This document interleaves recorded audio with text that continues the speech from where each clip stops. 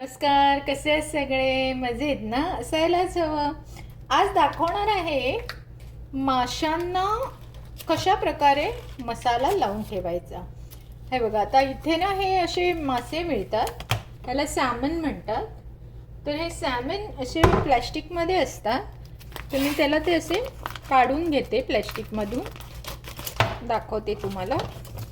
हे बघा, हे काढून त्याचे असे फिलेट टाईप केलेलं असतं.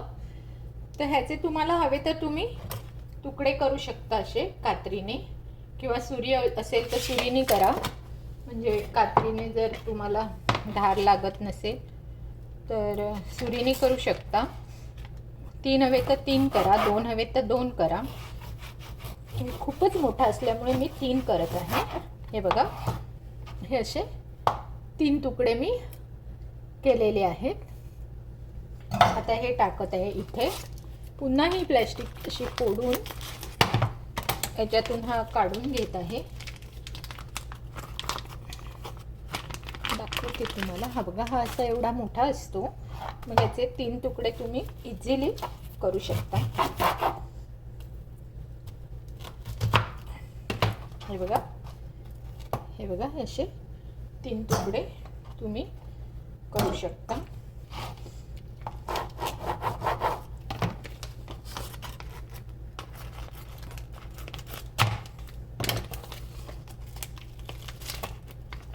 समजा तुम्हाला वाटलं हा लहान आहे तर मग ह्याचे तुम्ही 2च करा.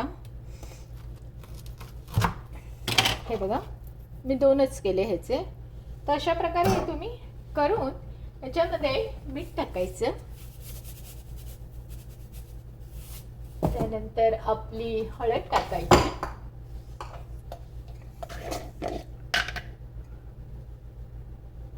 हळद टाकायची. आणि मी दरवेळेस मालवणी मसाला सुद्धा टाकते, पण यावेळेस मी कोकणात गेले होते तर तिथून मी हा फिश फ्राय मसाला आणलेला आहे. फिश करी मसाला पण आणलाय आणि फिश फ्राय मसाला पण आणलाय. हा खूप छान आहे फिश फ्राय मसाला. तर हा टाकायचा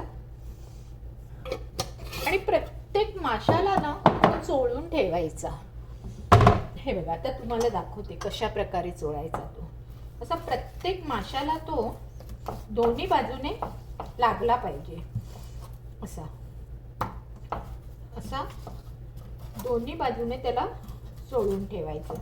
काही लोक काय करतात, त्याची पेस्ट करून सुद्धा त्याला लावतात.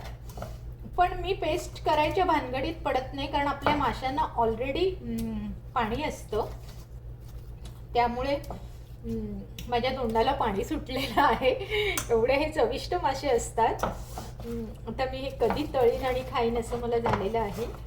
तर हे बघा, असं मी सगळ्या माशांना हे असं मागून पुढून जिथे जिथे तुम्हाला वाटतं की हे राहिलं आहे तसं दोन्ही बाजूंनी त्याला लावून घ्यायचा मसाला छानपैकी. आणि चांगलं त्याला मुरवत ठेवायचं. हे बघा, असं सुंदर त्याला लावून मॅरिनेट करून. मुरवत म्हणजे मॅरिनेट, आपण इंग्लिश शब्द वापरला. जर असं मीठ बघते, मीठ बरोबर आहे. तर हे असं छानपैकी लावून ठेवून द्यायचं. आणि 2 तासांनी त्याला छान रवा लावायचा. हे बघा, आणि छान रवा लावून छानपैकी तव्यावर भाजून काढायचं.